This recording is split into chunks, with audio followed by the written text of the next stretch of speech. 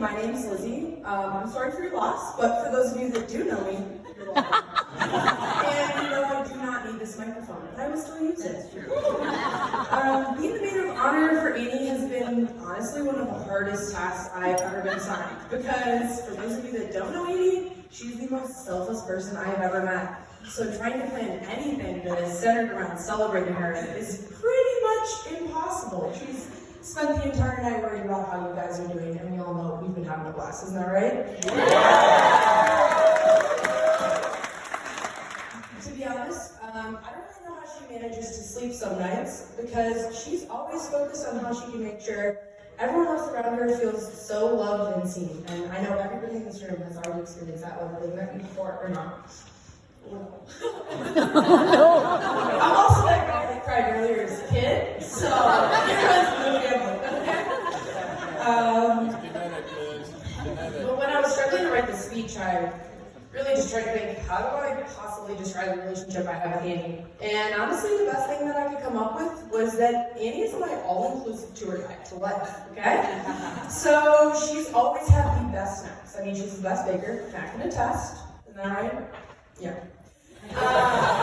She's kept me safe when we're in some unknown territory. She's helped me interpret the language of my parents, which is very hard. Like, for example, if my mom says we're going to be leaving at 3:30, Annie's at my room at 3:15 making sure I'm ready to go. Because that means we're leaving at 3:15. She's helped me navigate through so much of my life. When I first came out to my family, I knew that Annie was the perfect person to tell first, because she knows how to navigate every relationship with every single person in my family.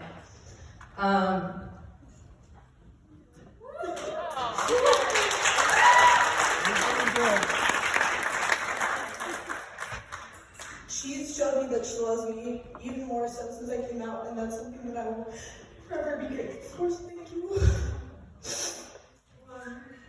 Sorry to sum the mic.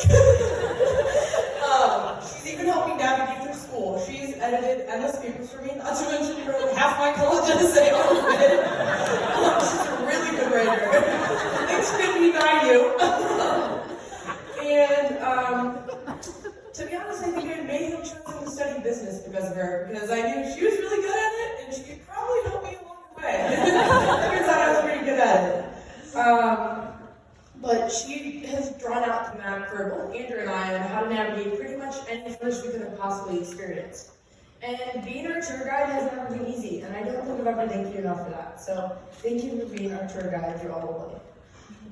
You will forever be someone that I look up to, even though you're shorter than me. It's my only roast, don't worry. But I feel like my title of Maid of Honor doesn't really feel fitting, because I feel like I should be #1 Matt Manning fan. I've been on Team Matt since I was 12, okay? I'm a big fan, okay? I've always been rooting for this guy, even through the breakup, so okay, I was always Team Matt.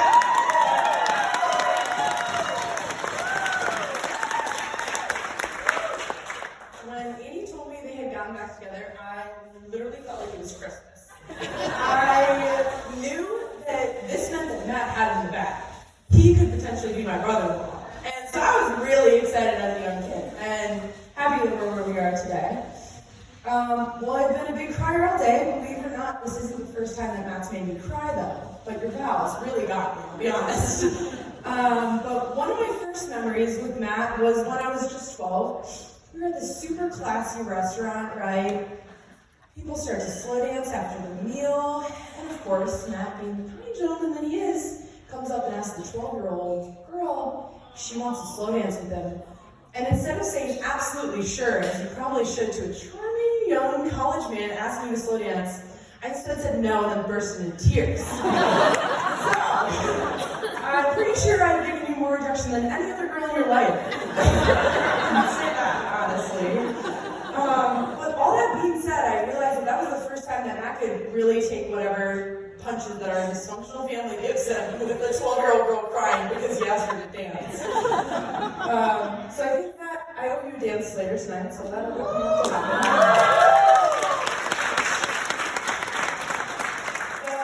This past summer, I got the amazing opportunity, thanks to my parents, to go and visit Seattle and visit Annie and Matt. And for those of you that don't know, Annie does not like nature, so Matt and I went on our hikes alone. So I was like, we're gonna have to talk.